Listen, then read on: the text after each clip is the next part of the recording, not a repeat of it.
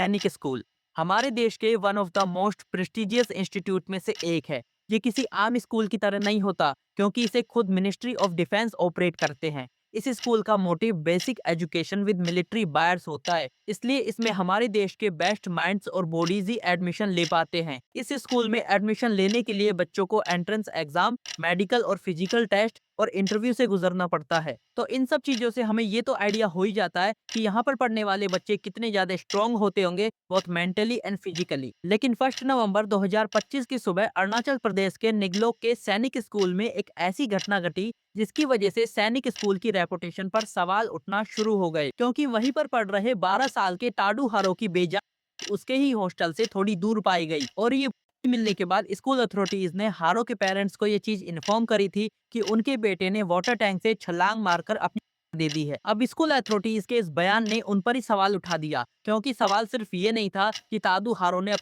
चोली, बल्कि सवाल ये है कि जो स्कूल देश के सबसे ज्यादा स्ट्रॉन्ग बच्चों को चुनकर लाता है और उनको प्रोटेक्ट करने की जिम्मेदारी लेता है, वही स्कूल आखिर उनमें से एक स्टूडेंट को बचाने में नाकाम कैसे हो गया। एक ऐसी ही जगह जिसका पूरा फाउंडेशन ही मेंटल और फिजिकल टफनेस पर टिका हो, वहां पर एक 12 साल के बच्चे की मौत हो जाना स्कूल की दी हुई थ्योरी से कहीं बड़ा और गहरा सवाल था। और ये केस सिर्फ तादू हारो के लिए नहीं, बल्कि उन सभी बच्चे और उन सभी पेरेंट्स के लिए है जिनके बच्चे सैनिक स्कूल में जा रहे हैं या फिर किसी भी बोर्डिंग में पढ़ने के लिए जा रहे हैं। और मैं प्रे करूंगा कि ऐसा केस कभी आपके बच्चों के साथ ना हो।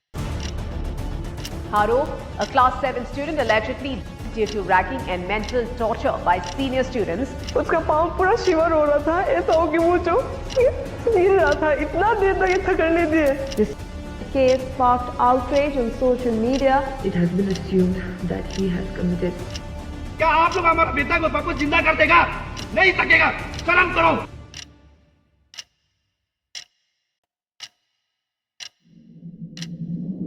तो इन सारी चीजों की शुरुआत हुई 31 अक्टूबर की शाम को, क्योंकि ये सारी डिटेल हमें स्कूल में लगे हुए सीसीटीवी कैमरे से मिली है। लेट इवनिंग में क्लास 8 के 3 बच्चे क्लास 7 की डोमेट्री में घुस आए थे। और ये जो बच्चा था हारो, ये भी इसी डोमेट्री में रहता था, क्योंकि वो क्लास 7 का स्टूडेंट था। और अनफॉर्चुनेटली हारो इन सीनियर्स का टारगेट बन चुका था। उन सीनियर्स ने वहां मौजूद लड़कों से अलग अलग एक्सरसाइज करने को कहा, लेकिन उन्होंने हारो को 30 मिनट तक पिरामिड पोजीशन होल्ड करने को फोर्स किया, जिसके कारण उसके पैर शिविर करना स्टार्ट हो गए थे। और ये सारे सीनियर्स उस टाइम बहुत ज्यादा गुस्से में और दादागिरी के साथ बिहेव कर रहे थे। Basically they were ragging their juniors. लेकिन ये बस शुरुआत थी, क्योंकि उसके बाद क्लास 10 के 5 स्टूडेंट उस डोमेट्री में घुसे और अब वहां पर 8 सीनियर्स हो चुके थे। उन्होंने सारे 7th क्लास के बच्चों को दोबारा से एक्सरसाइज करने का ऑर्डर दिया और उन सब से non stop lunges, pushup, situps ये सब करवाते रहे। अब हारो जो काफी ज्यादा थक चुका था, उसे ना चाहते हुए भी ये सब चीजें करनी पड़ रही थी। अब रैगिंग करते करते सोने का वक्त हो चुका था।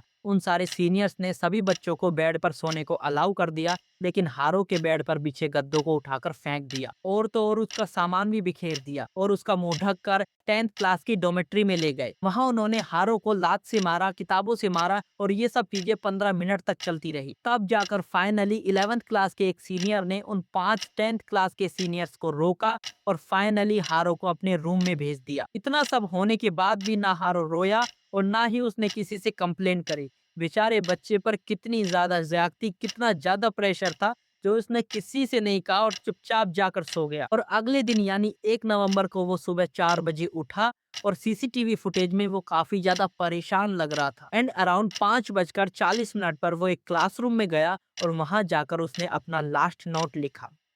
रूह कांप जाती है गाइस ये सब बताते हुए कि एक बच्चे के साथ इतनी ज्यादा ज्यादती हुई, इतना ज्यादा प्रेशर में था वो कि उसने लास्ट नोट लिखा अपना और वो अपनी जिंदगी से हार गया अपनी जिंदगी से। उसने कर ली अपनी जिंदगी।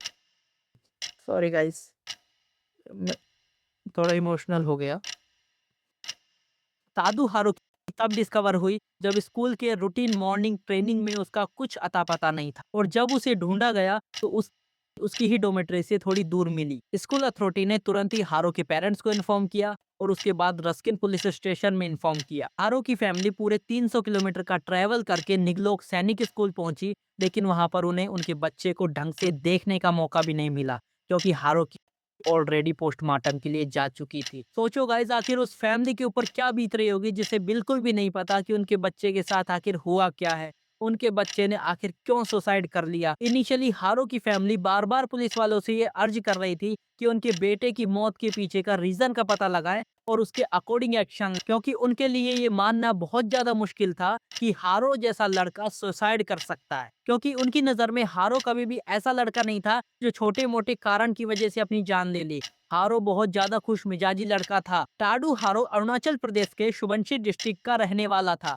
ही come from a well doing and progressive family, जिसमें उसके पेरेंट्स के साथ एक छोटा भाई था और 2 बड़ी बहनें थी। हारो अपनी एज के लिए काफी समझदार था। He is a good relationship with everybody. हारो यूट्यूब वीडियो एडिट करना और एक क्रिएटर बनना चाहता था, but his father always dream कि उनका बेटा डिफेंस सेक्टर ज्वाइन करेगा ताकि वो देश की सेवा कर सके। और उनका ड्रीम फुलफिल करने के लिए हारो ने सैनिक स्कूल में अप्लाई किया और उसका सिलेक्शन हो गया। अभी मैंने हारो के बारे में आपको जो कुछ भी बताया, उससे आपको ये तो समझ आ ही गया होगा कि हारो बहुत ज्यादा चेयरफुल और बहुत ज्यादा हैप्पी रहने वाला लड़का था। बट इट इज पॉसिबल कि उसकी जो रैगिंग थी और उसकी जो फिजिकल बुलिंग थी सीनियर से, वो 1-2 बार नहीं बल्कि रूटीनली चलता आ रहा था काफी टाइम से। तो हारो की फैमिली जब सैनिक स्कूल पहुंची तो उन्हें एग्जैक्टली नहीं पता था कि हारो के साथ आखिर हुआ क्या है। फिर जब उन्होंने हारो के क्लासमेट से बात करी, तब उन्हें कुछ बातों का पता चला जो स्कूल अथॉरिटी उन्हें नहीं बता रही थी। तब हारो के पिता दादू तानी ने 3 नवंबर को खुद से ही एफआईआर रजिस्टर करवाई, लेकिन उसके बाद भी ये केस ज्यादा लंबा नहीं चला। लेकिन जब लूनिया ताडू ने 5 नवंबर को अपने इंस्टाग्राम पर एक वीडियो शेयर करी जिसमें उन्होंने सब कुछ डिस्क्राइब किया कि उनके भाई के साथ आखिर हुआ क्या है और लोगों से अर्ज किया कि उनके भाई को जस्टिस दिलाने में हेल्प करें। I am a daughter of this state, and I plead to every single person watching this to help me serve justice for my brother, because I have lost my brother today, but it could have been anyone and it can be anyone in the future if we do not take the right steps for it. तब जाकर लोगों ने justice for हारू trend चलाया, जिसके बाद police और authority पर प्रेशर पड़ा और इस केस को नई डायरेक्शन मिल गई और उन 8 स्टूडेंट्स पर CCL यानी कि child in conflict of law का टैग लग चुका था। और 15 नवंबर 2025 को इस केस की फाइनल सुनवाई होने वाली थी, जहां पर ये पता चलता कि उन 8 स्टूडेंट्स को क्या सजा मिलने वाली है। हारू की फैमिली ने जस्टिस सिस्टम के ऊपर पूरा फेथ रखा था, लेकिन in a shocking turn of events JJB ने सारे अक्यूज्ड किड्स को बेल ग्रांट कर दी just because they are kids. कम से कम एक्यूज फैमिली को थोरोली इन्वेस्टिगेट करके इंट्रोगेट करके अच्छा से प्रॉपर जजमेंट तो करना चाहिए ना कि पेन चला दिया। अरे ऑनरेबल जज, आप भी किसी का बाप है, किसी का पति है, आपका भी बेटा बेटी होगा। क्या आप लोग हमारा बेटा को वापस जिंदा कर देगा? नहीं सकेगा। शर्म करो। जो भी जज है, आज का जो भी जज निर्णय लिया गलत लिया आप। अब आप लोग क्या सोच रहे हो ये तो मुझे नहीं पता, लेकिन हमारे लॉ ने, हमारे जस्टिस बोर्ड ने हारो के CCTV फुटेज और उसके लास्ट नोट जैसे क्रूशल एविडेंस को और वहां पर मौजूद बच्चों के टेस्ट मनी के बाद भी हारो को फेल कर दिया था। आई होप हारो को जल्दी से जल्दी जस्टिस मिले और उसके जो भी गुनाहगार हैं उनको कड़ी से कड़ी सजा मिले। तो मिलते हैं ऐसी और भी रियल घटना के साथ, तब तक के लिए नमस्कार।